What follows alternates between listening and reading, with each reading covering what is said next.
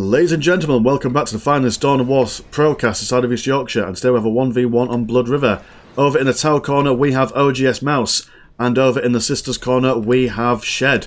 So those of you who are familiar with the channel will know that I usually only upload Dawn of War Pro games on a Wednesday. With this being a Friday, you might be wondering why. Well, I desperately tried to do my usual unification game on a Friday, but after 4 games, or 4 or 5 games of people leaving midway through the match, or half-an-hour matches lasting where there's not much harass or things going on, I thought, you know what, sod it, we'll just go for a Dawn of War Pro game, because these are always good fun. They've always got amazing players doing amazing things. Now you'll notice that this is probably the first Dawn of War Pro game we've done on this channel where the tower involved, and that they open with Pathfinders instead of their usual stealth suits. Stealth suits, I do believe, are more of like a tier 2 kind of unit, or tier 1.5 kind of unit. You still have your usual Fire Warriors and Kroots and stuff, but you do open it with Pathfinders instead, serving much of a similar role as they do in Vanilla, but they just come out at the beginning, which isn't that nice. Missionaries moving out, capturing bits and bobs. Same with the Pathfinders. You'll find that the Tau in this version of the game in Dawn of War Pro are a lot more fragile than you would expect in the Vanilla game, but they are fairly mobile, and they're great at supporting each other with their auxiliary units and whatnot. Missionaries are going to move out, see if they can have a quick sniff at this old critical location. Canoness is on her way out. More listening posts are being built up. Tau Commander is going to push out. You'll notice that he doesn't have his usual weapon upgrades over here. He gets his weapon upgrades from the Cadre headquarters instead. And instead, as and when the tiers go up, he's able to get different drones. We've got a decoy drone, a shield drone, and a gun drone. We have some crew Carnivore squads coming out as well. Tau Commander is just going to fire his plasma into these missionaries, taking down one model by the looks of things very quickly if he doesn't get out of harm's way, but he doesn't, and he will go down, sadly. Tau Commander moving into smack bang in the middle of the river. He's just going to go bobbing and weaving, trying to distract these missionaries as best he can, firing away at this ecclesiarchal servitor as he does a drive-by run. What else going on? Kroots are capturing this relic. Missionaries did not go for the critical location over here. Time to come over here and support these boys and girls instead. Pathfinder team trying to capture this relic over here.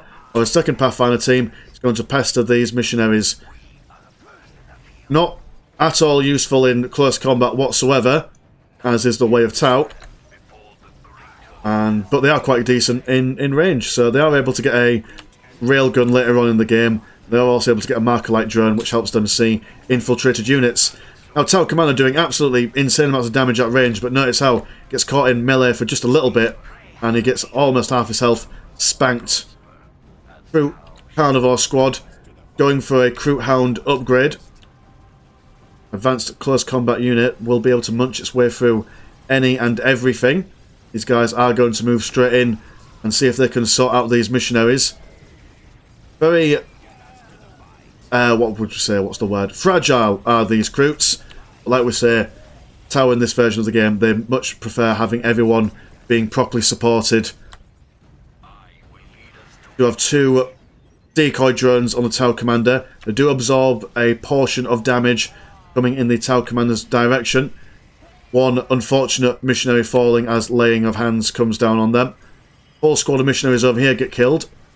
And I do believe the Kroots are taking over. Yeah, Kroot and Pathfinder are going to take on these critical locations over here. Tau Commander dancing a merry jig around the Canoness and the missionaries. And these Kroots are just going to spank as much as possible. Another model going down, a second model going down as well. And a third model looks like there we go, an entire squad wipe there. Shooter bits on this listening post will do some damage to these Kroots. And I do have a Celestian squad. Celestian squad does have a limit of 1 from the sister side. They are considered elite infantry. Very, very good against most, if not all, targets with all their upgrades and whatnot.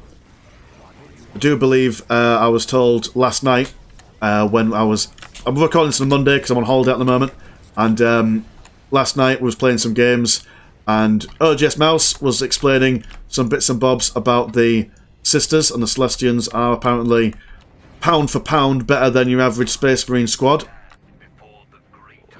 So that's interesting. Canoness going to see if she can chase away these Kroots. We do have 2 shooty bits in... Oh, 3 shooty bits, should I say, in the listening post for the Sisters base. It's going to make harassing their base quite difficult. Another shooty bit going on this listening post over here. Force plasma generators, more missionaries coming out. Kroots have been chased back all the way home. Celestians going down the middle, seeing what they can see. Countdown victory going for OGS Mouse at the moment. Sisters will have to react to that at some point. Tower Commander no longer got any of his drones, although he is building 2 more. These Ecclesiarchal Servitors are going to try and rebuild this, but the Tower Commander is going to shoot them down. Laying of hands going on these missionaries, preemptively, expecting some shooting by this Tower Commander. Listening post is going to do a fair number on these Kroots. And while this is going on, we do have some Sisters and a Canoness punching away at this listening post. Going to do some major damage to it. Kroots not giving up there. They are standing firm. Full missionary squad is being wiped again. We've got some regular Battle Sisters out now. There's some more Kroots coming out. And we do have a Kion command post already out. And a Montka command post. So one thing that the Tau can do is that in the vanilla game, they've got to commit to either Kroot stuff or Tau stuff. But in this game, you can go for both. Because, I mean, it made no sense to me that, oh, look at these, all these cool units, but you can only have some of them, which never, you know, like if you've got cool units, let the player have access to both. That seems to make sense in my head more. These Battle Sisters not having a great time there. They are going to, but these Celestians, yep, the Celestians are going to decap Relic over here. 2 and 3/4 left on the victory countdown. These Kroots are more or less on the verge of death. Bit of a misplay here. The Kroot Hounders managed to get out of range. Now going to be replenished by 2 boys over here. More Kroots over here going to bash this listening post. And the Tower Commander has been upgraded with one of his hero war gears. I do believe it's like a jet pack that lets him run very quickly, temporarily, and also increases his on the move accuracy. This listening post is almost down. The Ecclesiarchal Servitors are looking to see if he can do some repairs on it, potentially. This listening post over here gets smacked around. And the Celestians are just focusing on capturing this relic over here. 2 minutes until take and hold victory. There are a lot of Kroots on the field at the moment. Canoness is going to have to do something about these boys if she wants to keep in the game. This Tower Commander very, very low on health. These boys do manage to take out the listening post. Canoness running away from these Kroots into the protective fire of this listening post, although this listening post won't be around for long. We do have some Seraphins coming out and some crack grenades being researched as well. Seraphins will be ideally what the Sisters player wants, although he is going to use these to probably decap a critical location. But mind you, oh, there we go, decap over here, so critical location countdown is being sorted out. Canoness has fallen to the onslaught of the Kroot. They have got plus 18 to the health for each model, I do believe, after eating loads of corpses. And there's going to be some anti-harass while there's been some in response to the harass that's going on over here. Mass decap of strategic points over here. Sisters are going for Manufactorum, which these Kroot will not be able to respond to if they're able to get any decent... Ah, there we got an Immolator coming out. Tower player not building much in the way of anti-vehicle at the moment. They're Pathfinders. We've got some Pathfinders over here that have been chilling out for the entire game. They will be able to upgrade themselves with a railgun. But one railgun versus a bunch of Immolators is not a Merry Christmas make. Kroot dancing around these strategic points. Slowly but surely capturing them. These Seraphins. And this, look at this cool model with a really awesome looking power sword. Going to make quick work of these listening posts. And the Kroots are going to go around and decap some more and see what else they can punch. The Immolator is out on the field. And a second Immolator is coming out as well. Maybe going to wait for these Celestians to finish before pushing out en masse. Tower Commander has taken out 2 plasma generators so far. Now these ladies are going to focus on damaging some other bits and bobs. There are some teachings of Kion also being researched as well. Celestians can be pestered by these crew, but the Immolator is going to do its best to turn these aliens into fine pieces of charcoal. I've broken the morale on one squad at the moment. Second Immolator is almost out as well. These Celestians are going to be able to hold their own against these guys while their morale has been broken. Tau Commander is going to fire at the Immolator, not doing all that much of the way. Although, mind you, is doing a fair bit of damage actually, as they've been upgraded with. It looks like he's got a new gun of some description. Was able to do a fair amount of damage. These Celestians are going to engage in close combat with the Tau Commander. They surround him as best they can. Now I've got 2 Immolators out, which is going to slowly but surely burn these brute carnivores away. Celestian's only got one model left. It's their Celestian Veteran Superior, but she will not survive very long. Been surrounded by so many boys. Although all the crew have been wiped out, more or less. But there are even well, bloody hell, there are even more crew over here. Now going with 2 additional crew hounds. Serafin's going to go back and see if they can help defend the base. This Immolator's also going to join in. We have a Rhino transport joining. And what's going on over here? We have some crew tox being researched.